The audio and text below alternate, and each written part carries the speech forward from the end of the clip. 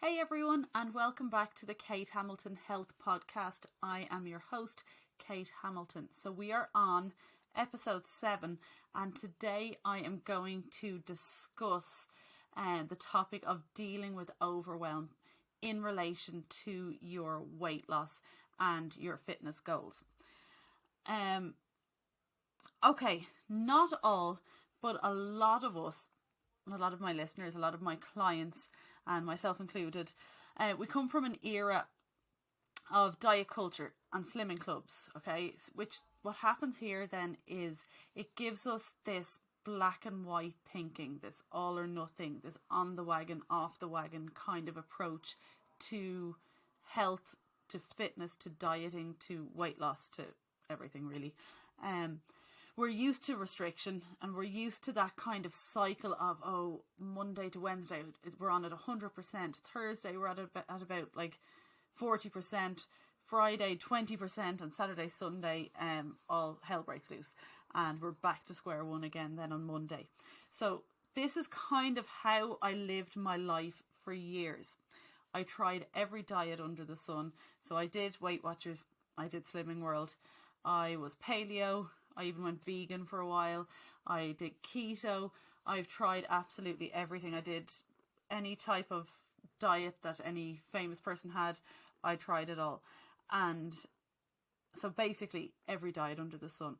But I had this serious all or nothing approach. So it would be, it'd be like, I have to do this 100%. So I get dive head first in, do everything absolutely perfectly, and I'd have it all planned out. So just say I'm like, okay, just say it was this time of year, and I was like, right now I want to diet and I want to be like super skinny for Christmas, and it was always skinny. I always wanted to be skinny, and I'd be like, okay, yeah, I'm going to weigh 9 stone by Christmas. Now keeping in mind that I'm 5'6", weighing 9 stone. I weighed 9 stone probably when I was about 14, if even. But I wanted to be 9 stone by Christmas, and I would get my calendar out. I would count out all the weeks, and I'd be like, okay, so that's for argument's sake, say there's 16 weeks. Okay, so if I stick to this diet really hard, or even when I was counting calories back then, I didn't really understand it. I'd be like, I've put into my fitness pal, to lose 2 pounds a week. So then it would be something ridiculous like 1,200 calories. And I'd be like, if I stick to this and I lose 2 pounds a week, I'll be there. I'll have reached my goal, and I'll be so skinny by Christmas. So I used to do this all the time with different diets. And obviously what would happen is I would be really, really on the ball, like on the wagon, and do everything really, really right. In my head it was right, and absolutely perfectly for about a week, 2 weeks if I was lucky. And then what would happen is life would actually happen, and things wouldn't be able to go perfectly. So my mind would be like, oh, you fucked it up now, what's the point, you failed another diet. And like I would then feel really, really guilty, and I would give up. And it would take me a long time then not a long time, but a period of time before I try something new. Rather than just sticking with the basics, I'd move on to the next thing, and I would try that. So it kind of made the fact that I was always dieting, I'd gain a bit of weight, then I'd lose a bit, gain a bit, lose a bit. So it was never massively overweight, but it was just a really unhealthy relationship with dieting that I had. I went through a stage then as well that I was absolutely obsessed with like clean eating. So this is actually how I ended up getting into nutrition coaching. Was I remember for ages I just wanted to be healthy. So I was Googling what is healthy, what's healthy food, because I'd become so obsessed with, there's there's chemicals in this, and that's not and then it was like, I need to be eating locally, I need to be eating organically, it's like, what's in this meat, and what's, I need to only have grass fed, and it just became like a little bit obsessive. And to the point I remember having a conversation with my friend one time about tea bags, and she was like, oh yeah, no, they bleach those tea bags. I was like, oh my god, I'm gonna have to give up tea isn't okay. And like, obviously, I had all these irrational thoughts about clean eating and stuff, but like in reality, I never really stuck with it for more than a few weeks ever anyway. So it thankfully never developed into any type of eating disorder, but it was definitely disordered eating that I was going through, to a certain extent.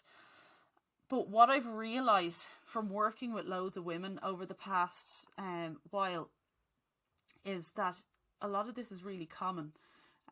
This all or nothing thinking, maybe not as much the kind of the obsessive kind of road I went down with that, but in general, a lot of women have this all or nothing, on the wagon, off the wagon kind of mindset when it comes to dieting. That is just from years of diet culture, really, and kind of going around in circles. So I find a lot of that needs to be dealt with early on in the program before we can really make any further progress. So I kind of find, like, I'll give you an example. So I've had plenty of clients who will start the Nourish, Move and Shine program at about 1,000 miles an hour. So they want to eat everything clean, and I'm not making fun of these people whatsoever. This is me. This is exactly how I always approached nutrition and diets until I learned this approach, basically.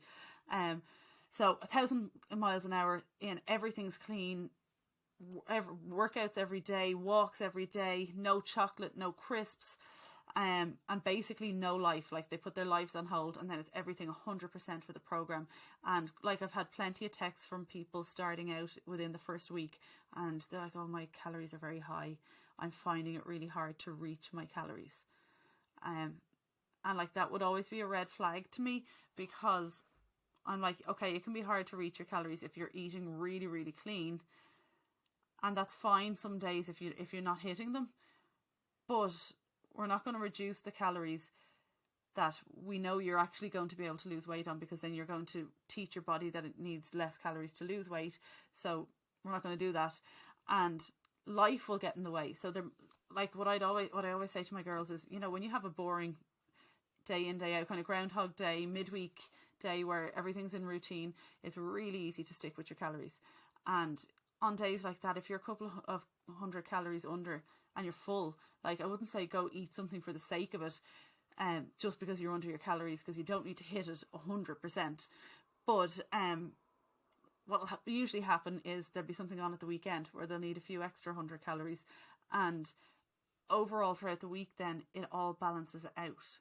So the other thing I find with what happens after a week or two is some of these girls have a bit of a wobbly moment, that if it wasn't for the support and the coaching through the program, they would fall off the wagon. And I've had a few of them say to me that if I was in a slimming club now without that kind of level of support to pull me back in, I'd be gone. So what I mean there is that so they've had 2 weeks of everything's perfect, and they can feel their clothes are starting to get looser, they're feeling great, everything's really good, and then they have a weekend away. And they spend the whole weekend away really stressed, trying to keep to it. And, obviously everything just goes astray, as it does when you go on a weekend away, which it should. You should relax, let your hair down, enjoy yourself. But the guilt creeps in. And so they're not even enjoying themselves on this weekend away. And then suddenly they come back and they feel shit.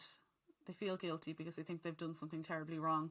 They think the whole diet's ruined. The past 2 weeks, they step on the scales are telling them that they haven't lost any weight, when actually any weight that they're probably holding on to is probably just bloating and a bit of water from the extra sugar or whatever that weekend, and within a day or two would actually be gone. And if they fall back into that vicious cycle of guilt, give up, feeling hopeless, restricting again, repeating, and it's just this constant cycle. So it's kind of at that point, and that's nearly my favourite part of the program, because a lot of us, most people need to figure it out for themselves. They need to have that wobbly moment on their journey where they're like, wow, okay, I haven't ruined it all. And they realise when they just get back to their healthy habits that everything's okay. And within 1 day of tracking their calories, getting a walk in, doing what they need to do, they feel really back on it. And it's actually our minds that are our worst enemies when it comes to making things seem so much worse than they actually are. So I'll just check my little notebook, what I've written down about it next. Okay, so basically when it comes to progress, okay, we need to stop thinking of it in a linear fashion. So what I mean there is, it's not like, oh, I've come this far and then I have 1 weekend away, suddenly I'm back down to the bottom of the mountain. That's not how it works. What I want you to do now is to picture progress as like a continuum, as a cycle. So kind of picture a circle in your head, okay? And so things never need to be perfect. You can hop on this continuum, on this circle, whatever stage you're at. And this is the beauty of the Nourish, Move and Shine program, because I have women at different stages of their health, fitness, weight loss journey. And it works because they are hopping on this continuum where they're at and working from where they're at. So it's just about taking on one habit at a time. And if things get too much, then taking a step back. So, and like one habit might take a long time to work through, and that's fine, and taking a step back. So like basically what I mean here is growth happens outside of the comfort zone. So nothing ever grows in the comfort zone. We get too comfortable is not a good thing all the time. Obviously, comfortable at 9:30 at night before you go to bed is great, unwind, you know. But in general, we need to push ourselves out of our comfort zone every day in order to grow. So that would mean different things. But too much, if we push ourselves too much out of our comfort zone, then that's when overwhelm sets in. And when you feel overwhelmed, this is where giving up happens, where you throw in the towel, you're like, oh, this is not for me, oh, this is too much, and you're gone and you jump off, okay? So the difference with when you think of progress instead of like steps, okay? When you think of it as steps and you're like, oh, this is too much, and then you jump off the steps, like, you know, and then you're back to square one. Whereas if you think of it as a continuum, then you don't jump off the continuum. You never have to come off the continuum. Once you make a decision to better your health and your lifestyle, you never have to come off that continuum. Sometimes you might stop. You might stop for a year at some stage of the continuum, depending on what's going on in your life, realistically. Or you might take a few steps back on the continuum. Or you might really race forward. It depends on what stage of your life, what's going on. But the continuum is always there. And once you're on it and you make a conscious effort to stay on it, how you progress on it is totally up to you. So basically I've created, anyway, this continuum that I'm talking about, I have created, okay? And there are 10 steps to this continuum, okay? So it's progressive, okay? So when you start your health, fitness, lifestyle, whether it's weight loss, whatever your goals are, you're going to jump on this where you can manage. Okay, so you're going to start at number 1 and be like, oh, I've got that under my belt. Number 2, that should be fine. So you're going to start and you're going to work your way up. When you get to a place on this continuum that you find difficult, that you find challenging, you stop there. You focus on that habit, whether it's for a week, whether it's for 2 weeks, whether it's for a month. You need to stop putting time limits on this, because if we really want to make long-term lasting change, then we need to work through these habits.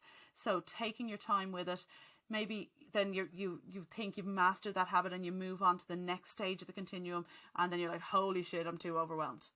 Then you're like, okay, step back. Not ready for this yet. That's fine. I'll go back and revise my other stages, make sure I have all the other bits of this continuum in place before we move on to the next one.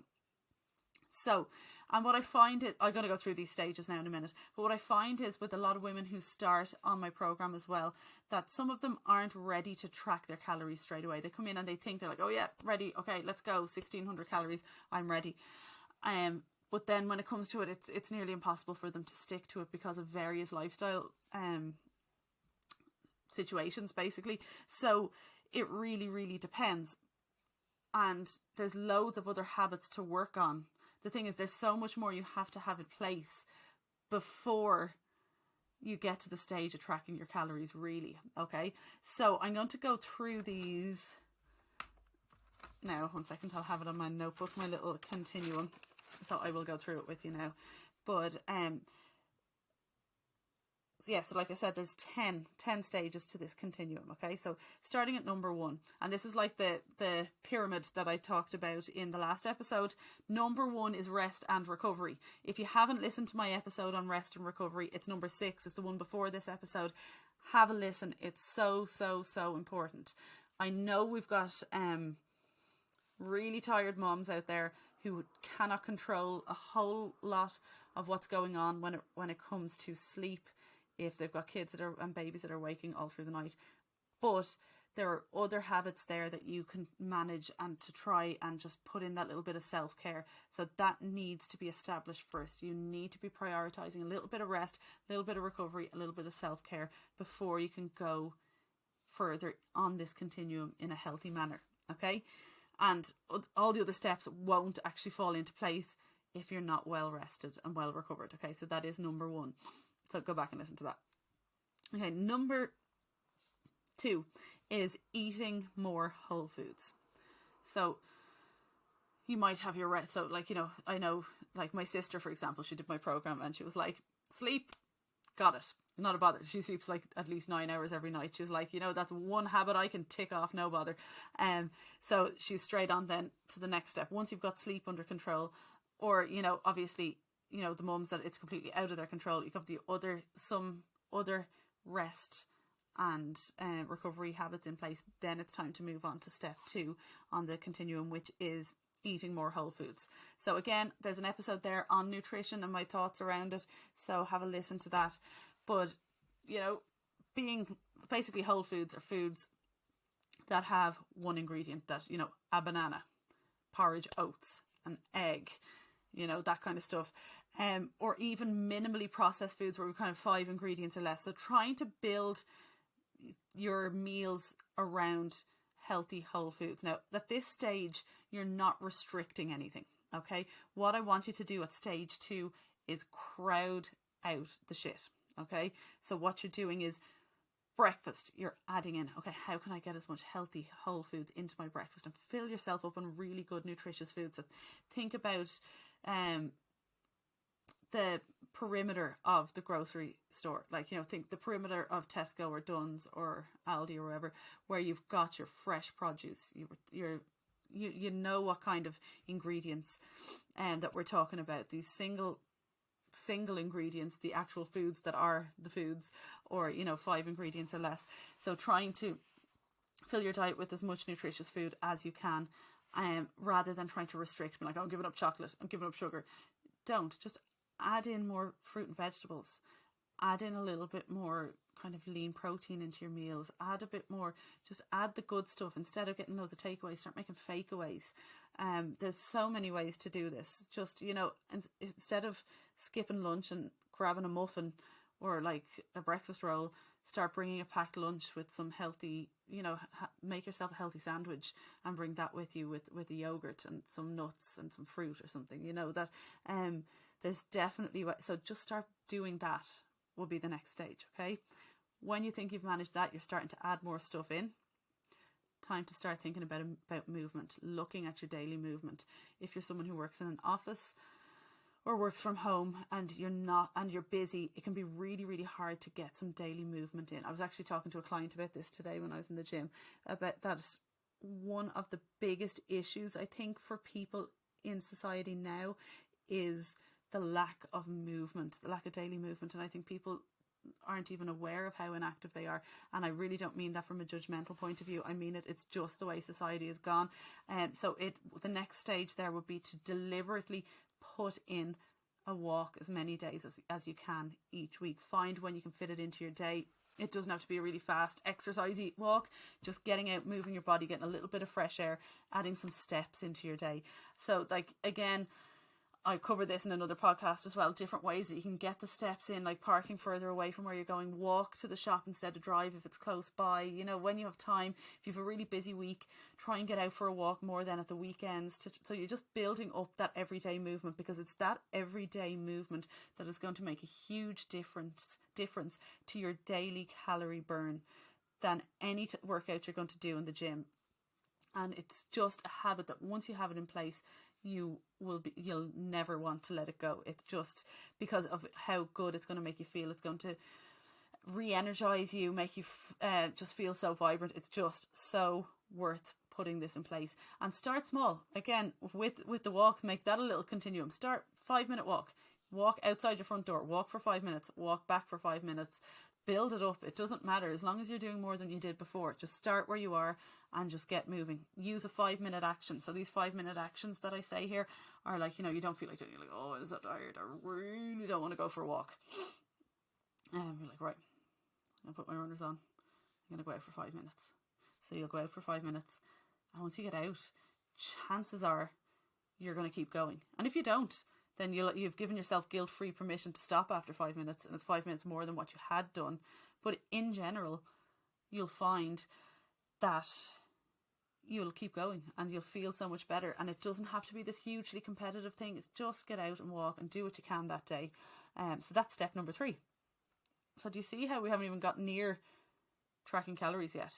And how some people won't need to start doing that just yet. By making these small changes in your life can be absolutely life-changing, and make such a difference to your health, to your fitness, and to your weight loss goals as well.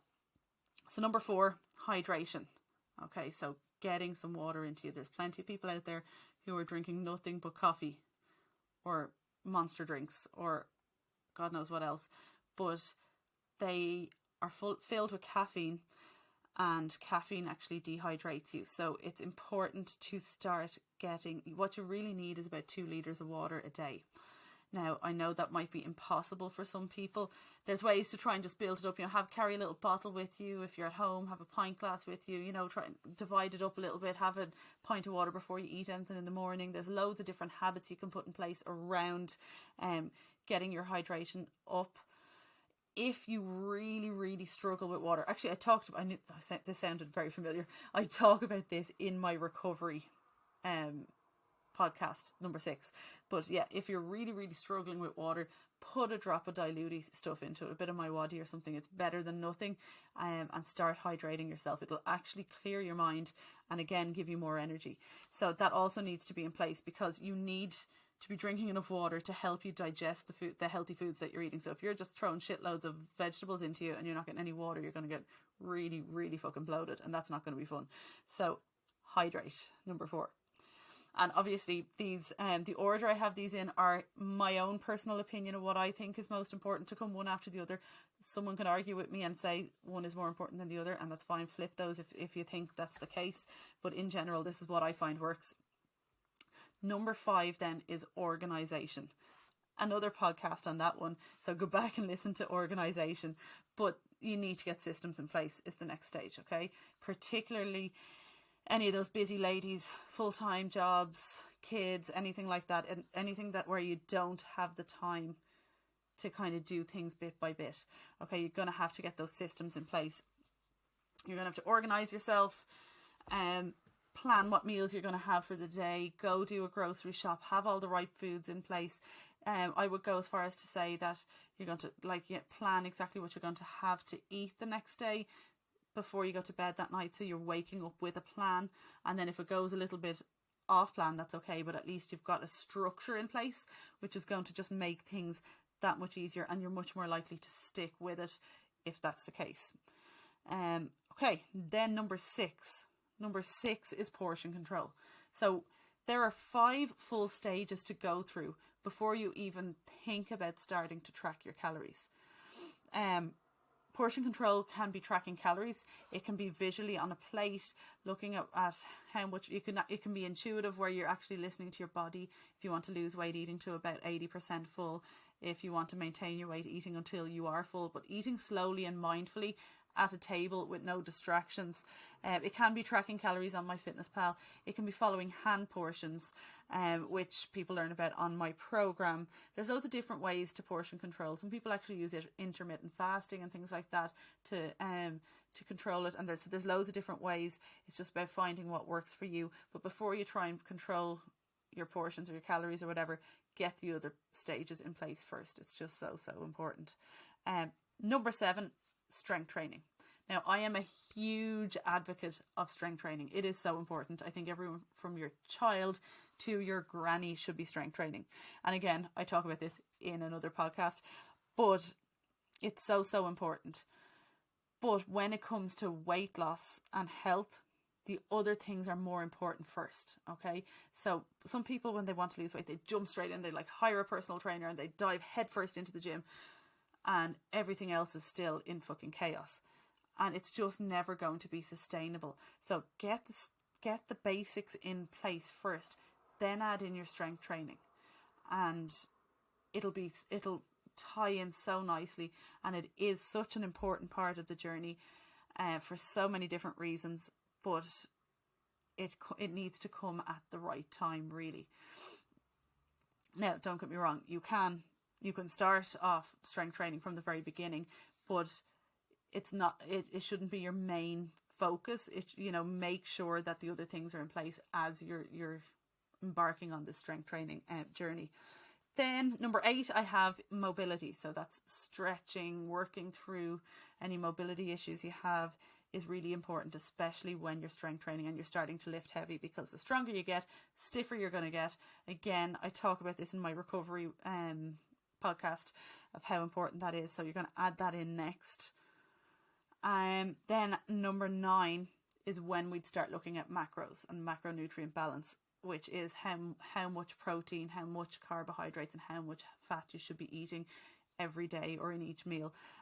It's not important for like 90% of people, because once you're in a calorie controlled diet, eating healthy foods and getting plenty of movement in, for most people it is enough.